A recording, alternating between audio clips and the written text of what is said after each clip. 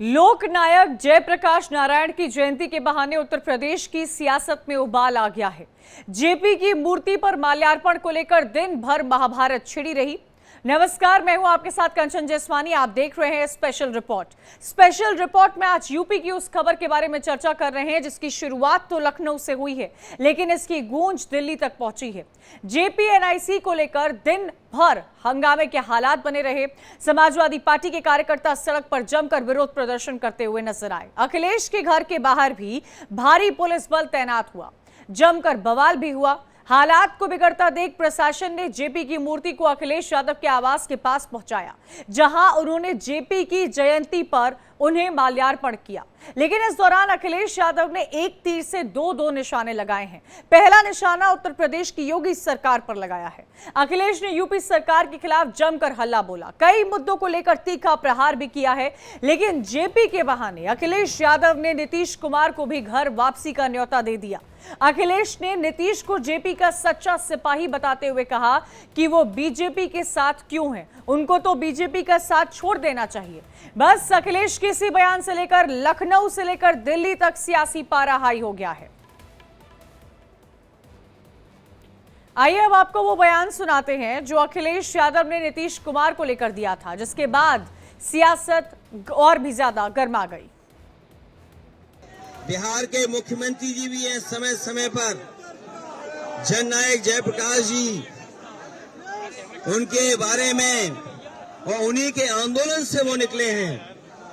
ये मौका मिला है उन्हें भी कि ऐसी सरकार जो समाजवादियों को जयप्रकाश जयंती के दिन याद नहीं करने दे रही है, उस सरकार से समर्थन वापस ले लें, क्योंकि बिहार के नीतीश कुमार जी इसी आंदोलन से निकले हैं। जननायक जयप्रकाश जी के साथ रह करके उनके आंदोलन को उन्होंने मजबूत बनाया है।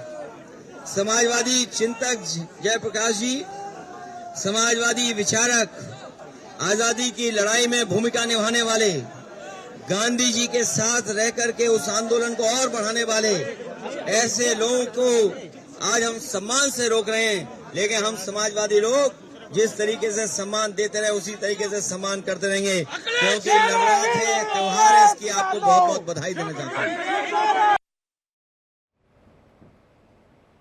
नीतीश को न्योता देने वाले अखिलेश के बयान के बाद सियासत और भी ज्यादा गर्मा गई है। सपा और आरजेडी के नेता जहां नीतीश कुमार को घर वापसी के संदेश दे रहे हैं, तो वहीं जेडीयू और बीजेपी के नेता इस पूरे मामले पर हमलावर होते नजर आ रहे हैं। जेपी आंदोलन चला था, उसमें नीतीश भी थे, इस तरीके से समाजवादी पार्टी के सभी लोग थे और श्री क्रांति ने परिवर्तन किया था। तो ये भारतीय जनता पार्टी को छोड़ना चाहिए था। अगर इसमें ऐसे पूर्वजों का अगर सम्मान नहीं करने देंगे तो इसकी हम लोग तो निंदा करेंगे ही, और निंदा करने के साथ साथ इस तानाशाही को खत्म समाजवादी पार्टी के कार्यकर्ता करेंगे। केंद्र में हम नरेंद्र मोदी जी के नेतृत्व में एनडीए के साथ हैं और बिहार में नीतीश कुमार जी की अगुवाई में एनडीए जेपी के जीवन मूल्यों के आधार पर काम कर रही है। फिर हमें रिश्ते तोड़ने की सलाह देने का मतलब क्या है? वो जिनके साथ हैं उनके साथ उन्हें रिश्ते तोड़ने पर पुनर्विचार करना चाहिए, अगर जेपी के उसूलों का हवाला वो देते हैं तब। इसलिए कि पूरी की पूरी संपूर्ण क्रांति की अवधारणा तानाशाही और वंशवाद को लेकर जो कांग्रेस का थोपा हुआ नेतृत्व था उसके खिलाफ थी। अपने सत्ता के लोभ में आकर वो लगातार ऐसे विखंडनकारियों के साथ रहते हैं जिससे बिहार की अस्मिता और संविधान के निर्माताओं के मूल्य हैं। जयप्रकाश बाबू के जो सामाजिक, आर्थिक, राजनीतिक, आइडियोलॉजिकल, कल्चरल रेवोल्यूशन की जयप्रकाश बाबू ने जो बात कही थी, उससे कहीं न कहीं नीतीश कुमार एकदम भटक चुके हैं और बिहार के नाम पर ही तो केंद्र की सरकार चल रही है। अगर आप सच्चे अनुयायी हैं जयप्रकाश नारायण के माननीय मुख्यमंत्री जी, तो अखिलेश बाबू जो कह रहे हैं एकदम तार्किक बातें हैं कि वो संविधान से भी इतर बीजेपी काम कर रही है और जयप्रकाश के मूल्यों से भी इतर काम कर रही है। अखिलेश यादव समाजवादी होने का सिर्फ ढोंग करते हैं। जिस कांग्रेस के खिलाफ जेपी ने संपूर्ण क्रांति का नारा दिया था, आज अखिलेश यादव उसी कांग्रेस के साथ हाथ में हाथ डाले खड़े हैं। जेपी ने परिवारवाद का विरोध किया था और अखिलेश यादव परिवारवाद की उपज है और राजनीति में परिवारवाद को प्रश्रय दे रहे हैं। माननीय नीतीश कुमार जी को अखिलेश यादव जैसे चिरकुट समाजवादियों से सलाह लेने की जरूरत नहीं है। अखिलेश यादव जी बिल्कुल सही बात कह रहे हैं। जेपी आंदोलन से निकले हैं आदरणीय नीतीश कुमार जी, उनके सपनों को बीजेपी चकनाचूर कर रही है। बीजेपी उनके एजेंडों पर अड़ंगा डाल रही है, तो आदरणीय नीतीश कुमार जी को कुर्सी से कभी भी बीजेपी बेदखल करेगी। इसलिए अखिलेश जी ने कहा आदरणीय नीतीश कुमार जी को केंद्र से बीजेपी से समर्थन वापस लेना चाहिए।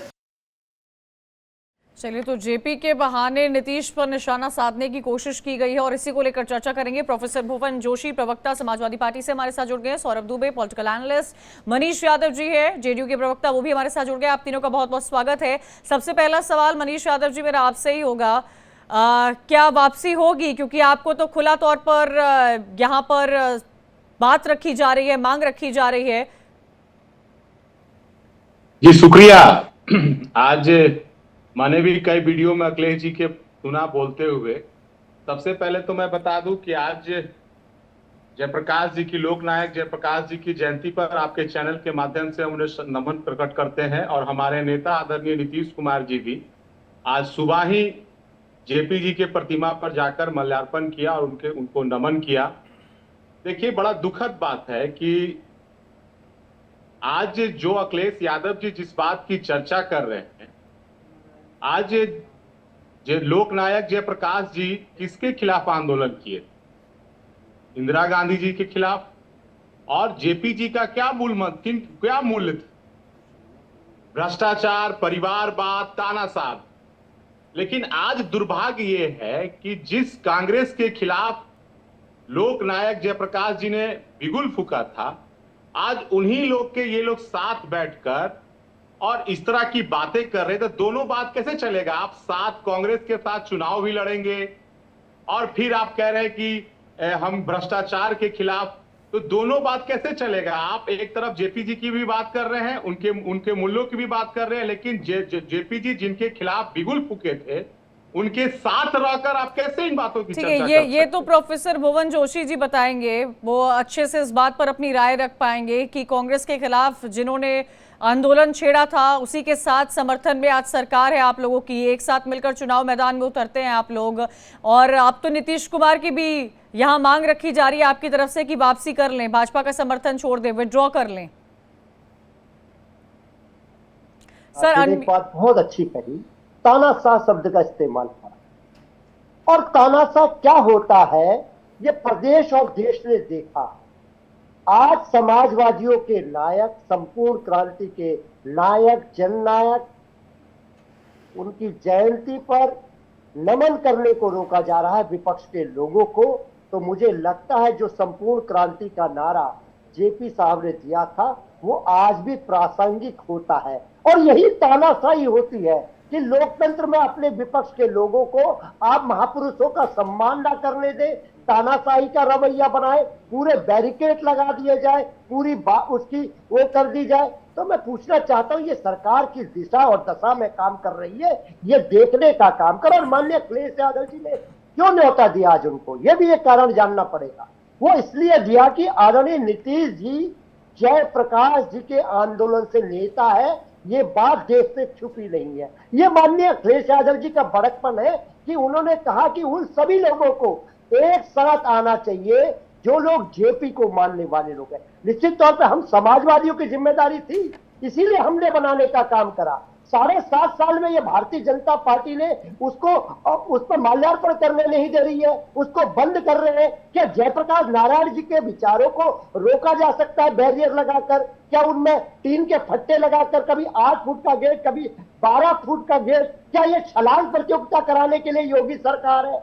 ये माननीय अखिलेश यादव जी, देखिए भुवन जोशी जी, विचारों को तो कोई नहीं रोक पाता है। सौरभ दुबे जी भी हमारे साथ जुड़े हुए हैं, मैं आऊंगी सर आपके पास। सौरभ जी, क्या लगता है आपको, ये जो कुछ लखनऊ में देखने को मिला है, जिस पर सियासत गर्मा गई है, लखनऊ से लेकर दिल्ली तक इस पर चर्चा हो रही है, कहाँ लखनऊ में मूर्ति को लेकर विवाद हुआ, अखिलेश यादव घर के बाहर अपनी मूर्ति लगाते हैं, उसके बाद दिल्ली में नीतीश कुमार को लेकर बात कही जा रही है कि उनको घर वापसी करनी चाहिए, क्या समझा जाए? इन सब का क्या निष्कर्ष निकलता हुआ आपको नजर आ रहा है?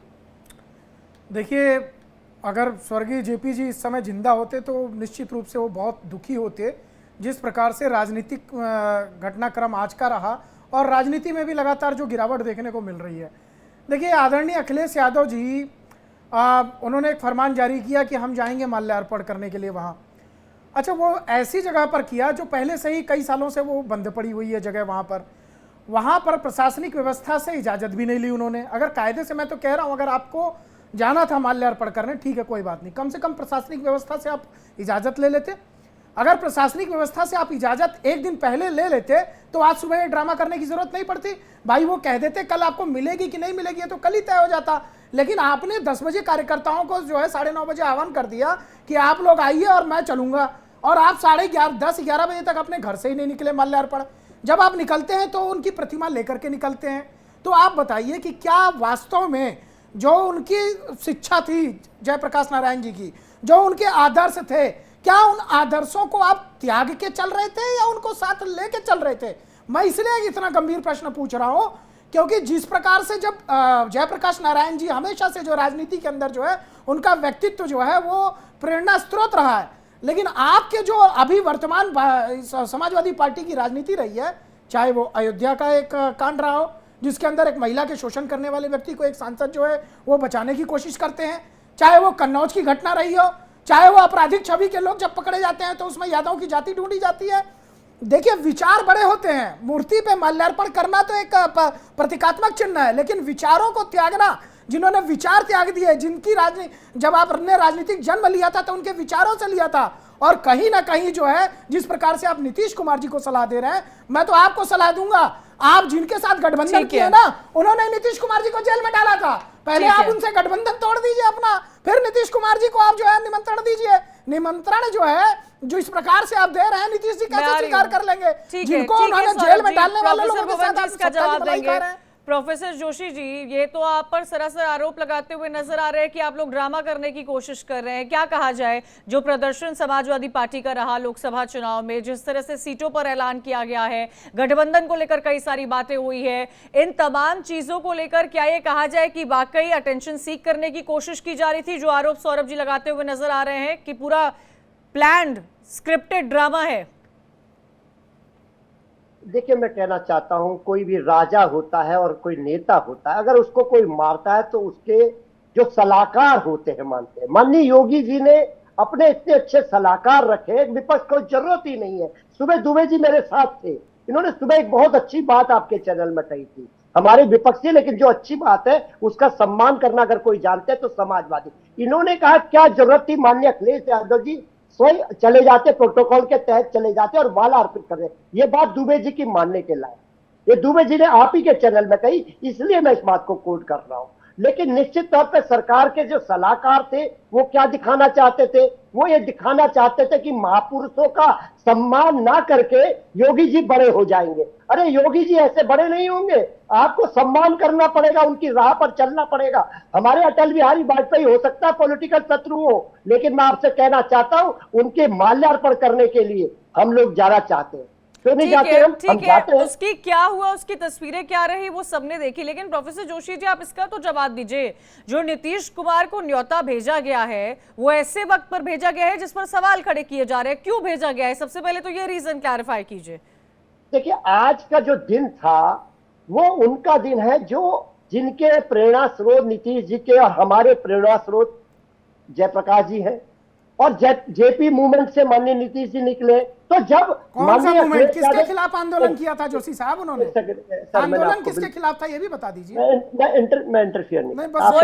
बोलिए जोशी जी, बोलिए, मैं आऊंगी दुबे जी बात, लेट मी कंप्लीट। बोलिए। तो मैं आपको बताना चाहता हूँ आज का दिन ऐसा था, उस आंदोलन को याद करने का दिन था, उन महापुरुष को याद करने का दिन था, और निश्चित तौर पे उनसे जुड़े लोगों को याद करने का दिन था। और नीतीश कुमार जी का अगर हम इतिहास को देखते हैं तो जेपी मूवमेंट से उनका गहरा रिश्ता है। तो इस कारण माननीय अखिलेश यादव जी ने कहने का काम करा। ठीक है, तो उनकी पार्टी ठीक को है तय करना प्रोफेसर है। जोशी जी, ठीक है, समझ में आ गया किस कारण क्यों याद किया गया है। मनीष यादव जी, आप भी इसका जवाब दे दीजिए। अखिलेश यादव आप लोग को याद कर रहे हैं, कांग्रेस पार्टी उधर पहले आप लोग को लगातार याद करती रही है, नायडू जी आप लोग के संपर्क में रहते हैं, बीजेपी आप लोग को याद करती रहती है, बिहार में चुनाव को लेकर सरगर्मियां होती रह रही है। कहां जब हर कोई आपको याद कर रहा है, आप लोग का मत क्या कहता है? मनीष यादव जी, आप किसके साथ हैं?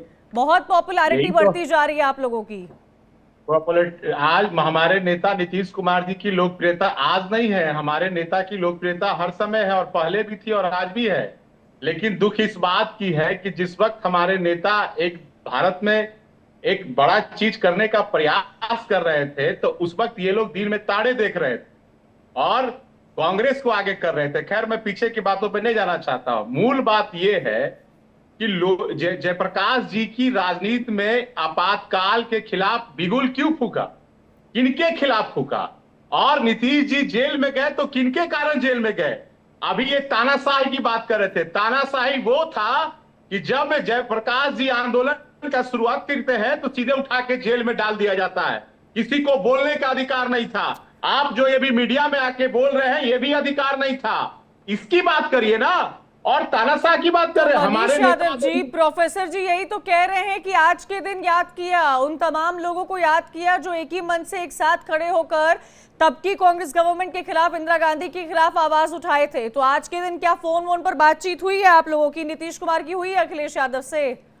मैं वही तो कह रहा हूं कि ये कैसे दोहरी नीति चलेगी। एक तरफ आप उन्हीं के साथ चुनाव लड़ते हैं जिनके खिलाफ आप जिनकी बात कर रही हैं, वही उनके खिलाफ आंदोलन किए, उन्हीं के साथ आप चुनाव लड़ते हैं, उन्हीं के साथ आप साथ हैं। ये तो राजनीति है। आप लोग भी कितने लोगों के साथ अलायंस करके चुनाव लड़े हैं, कितनी बार होता है? अभी तक तेजस्वी यादव का क्या बयान आया था हाल ही में, नीतीश कुमार ने बोला था गलती नहीं करूंगा आरजेडी में जाकर। तो ये थोड़े, सौरभ दुबे जी, जब भी यूपी की बात होती है, हाँ ठीक है, बोलिए।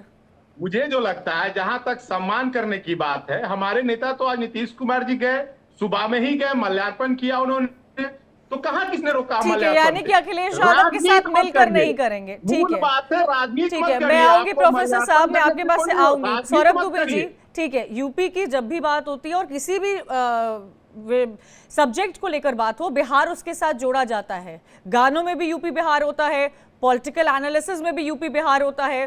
तो अखिलेश यादव, नीतीश कुमार, एक ही दिन एक ही मुद्दे पर अगर अखिलेश यादव न्योता दे दिए उनको, तो क्यों इस पर क्रिटिसिज्म किया जा रहा है, क्यों उसको पॉलिटिसाइज करने की कोशिश की जा रही है? अरे विपक्ष में है, वो सरकार में है। हालांकि पहले हमने देखा है क्या रहा है नीतीश कुमार का, उनका भी पॉलिटिकल ग्राफ हमने देखा है।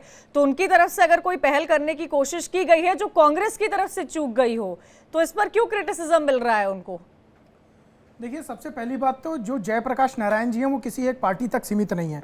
भारतीय जनता पार्टी में भी कई ऐसे बड़े नेता हैं जो उनके आंदोलन से निकले थे, और कांग्रेस पार्टी में भी कई ऐसे नेता हैं, आरजेडी में भी हैं, समाजवादी पार्टी में भी हैं, सारी पार्टियों में हैं। तो देखिए, अगर वास्तव में आप जयप्रकाश नारायण जी का सम्मान करते तो मैंने बताया कि तरीका क्या था। उनका पुतला लेकर के आपको घूमने की जरूरत नहीं थी कि जो उनकी मूर्ति को लेकर के आप आगे करके उनके पीछे राजनीति कर रहे थे, पहली बात।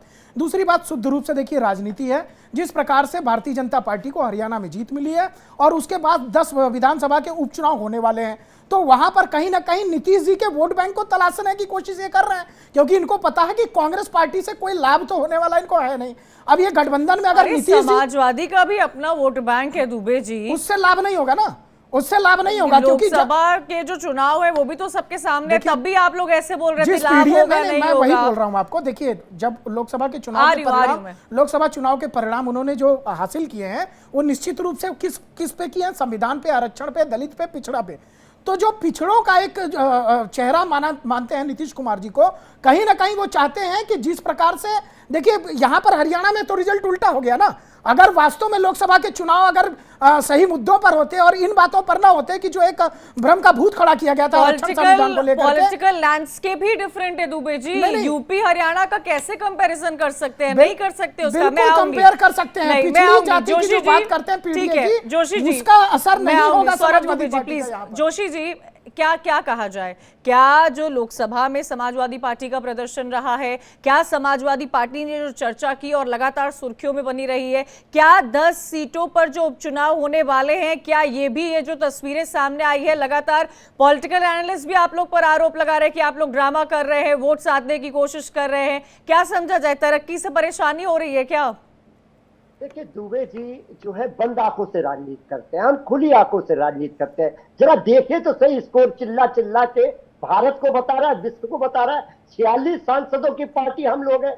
आप कितने के हो उत्तर प्रदेश में? पूरा देश जानता है, प्रदेश जानता है, विश्व जानता है। अरे आपको तो ये पीडीए ने हराया है, सामाजिक न्याय ने हराया है, जाति जनगणना ने हराया है, माननीय अखिलेश यादव जी की डायनामिक लीडरशिप सरकार आपकी है क्या? उत्तर प्रदेश और केंद्र में आपकी सरकार है क्या? किसको हराया है आपने? किसको हराया है? सरकार आपकी तो नहीं बनी है।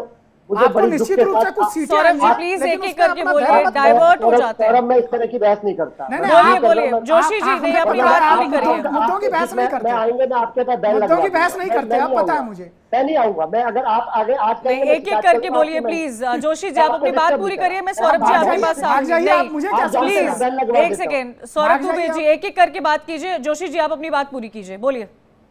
देखिए, मैं कह रहा हूं, आंकड़े चीख चीख के कह रहे हैं कि उत्तर प्रदेश का सबसे बड़ा नेता कौन है।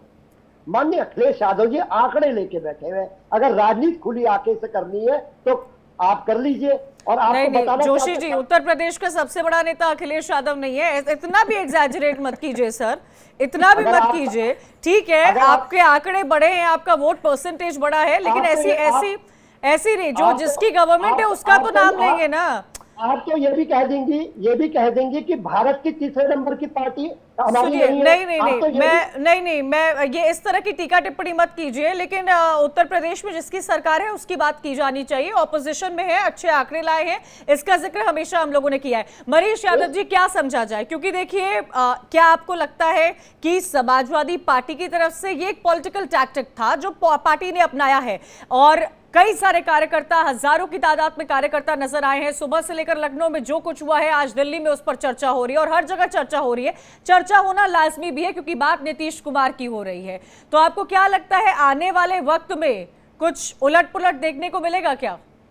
नहीं, हमारे नेता स्पष्ट कह चुके हैं कि हम देश में लोकसभा के चुनाव आदरणीय नरेंद्र मोदी जी के साथ और बिहार में नेतृत्व आदरणीय नीतीश कुमार जी, एनडीए पूरा इंटैक्ट है, उसमें कोई बात नहीं। देखिए, मूल बात यह है कि अखिलेश जी को आज राजनीति करना था, उन्हें जेपी जी की चिंता नहीं है। अगर जेपी जी की चिंता होती तो मुझे जो लगता है शायद उनके पिताजी भी आंदोलन में जेल गए थे, नीतीश कुमार जी भी जेल गए थे, तो अगर उनको ये पीड़ा होती, लोकनायक जयप्रकाश जी की बातों की थोड़ा भी ख्याल होती, तो आज ये कांग्रेस के साथ नहीं रहते। आपको माल्यार्पण करने से कोई नहीं रोका है, आप बिल्कुल माल्यार्पण करिए, लेकिन राजनीति मत करिए। ये राजनीति किया जा रहा है, अखिलेश जी के द्वारा इसमें राजनीति किया जा रहा है। मैंने आपको पहले ही कहा कि हमारे नेता आदरणीय नीतीश कुमार जी ने सुबह में ही लोकनायक जयप्रकाश जी के प्रतिमा पर फूल चढ़ाकर उनके विचारों को याद किया, उन्हें नमन किया। दूसरी बात, जयप्रकाश जी कभी परिवारवाद के समर्थक थे क्या? भ्रष्टाचार के समर्थक थे क्या? आज आप उन्हीं लोग के साथ ना है। बिहार में आदरणीय लालू प्रसाद जी क्या है भाई? भ्रष्टाचार में फंसे हुए हैं। कांग्रेस क्या है? भ्रष्टाचार। तो जो भ्रष्टाचार के खिलाफ थे, परिवारवाद के खिलाफ थे, तानाशाह के खिलाफ थे, आप उन्हीं लोग के साथ हैं, उसी रास्ते पे चल रहे हैं। तो ये कैसे दोहरी नीति चलेगा? हमारा ये कहना है भाई, ठीक है, जिस चीजों के खिलाफ वो स्वयं थे, आप उसी रास्ते पे ठीक है। चल रहे हैं। सौरभ दुबे जी, दोहरी नीति की बात की जा रही है, लेकिन अगर राजनीति में दोहरी नीति नहीं होती तो क्या महाराष्ट्र में महाविकास अघाड़ी का गठबंधन बनता? क्या उद्धव और कांग्रेस एक साथ आते? क्या 2014 के बाद जब कश्मीर में तस्वीर देखने को मिली थी, क्या पीडीपी और बीजेपी एक साथ आती? क्या तेजस्वी और नीतीश कुमार एक साथ होते? ये तमाम सवाल, ये डबल स्टैंडर्ड तो सबने फिर दिखाए हैं। देखिए, कुछ जगहों पे डबल स्टैंडर्ड वाली बात जो आप कह रही हैं, देखिए कश्मीर को एक बात थी, कश्मीर में जब चुनाव हुए तो वहां पर किसी को पूर्ण बहुमत नहीं मिला, तो क्या अगर वहां की जनता के ऊपर दोबारा से चुनाव थोप दिए जाते या उनके ऊपर जो है वो खर्चे का बोझ थोप दिया जाता, वो ज़्यादा अच्छा था, या किसी पार्टी से राष्ट्रनीति पे एक जो है वो बना करके उनके साथ सहमति के साथ सरकार बनाना? उनकी नहीं चली, वो बाद में वो चीज़ें। तो वो सब चीजें देखिए, अलग अलग विश्लेषण हो सकता है सब चीजों का। मुख्य रूप से जो मेरा कहने का मतलब है, ये तस्वीर जो आप चला रही है, तस्वीर देखिए, क्या ये तस्वीर हमें अच्छी लग रही है? क्या जयप्रकाश नारायण जी की इस प्रतिमा का प्रदर्शन करना आपको किसी को भी अच्छा लग रहा है? 16 जगहों पर लखनऊ में जो है प्रतिमाएं हैं, तो कहीं पर भी जाके माल्यार्पण किया जा सकता था। उसी जगह क्यों जाना था जहां पर प्रशासनिक आपको इजाजत आपने पहले ली भी नहीं है? तो आपको ये सोचने का विषय है कि ये प्रदर्शन के विषय नहीं है जयप्रकाश नारायण जी, ये आत्मसात करने का विषय है। आप आत्मसात करिए, प्रदर्शन में मत रखिए इनको, जो है ठीक है। बहुत बहुत शुक्रिया मनीष जी आपका हमारे साथ जुड़ने के लिए, सौरभ दुबे जी, प्रोफेसर जोशी जी। और क्योंकि देखिए लगातार चर्चा हो रही है, जिस तरह से तस्वीरें लखनऊ से सुबह से सामने आई है, उसने एक नई बहस छेड़ दी है, और बहस लखनऊ से लेकर देश की राजधानी दिल्ली तक हो रही है। आप सभी का बहुत बहुत शुक्रिया हमारे साथ चर्चा में जुड़े रहने के लिए। तमाम खबरों के लिए आप देखते रहिए इंडिया टीवी।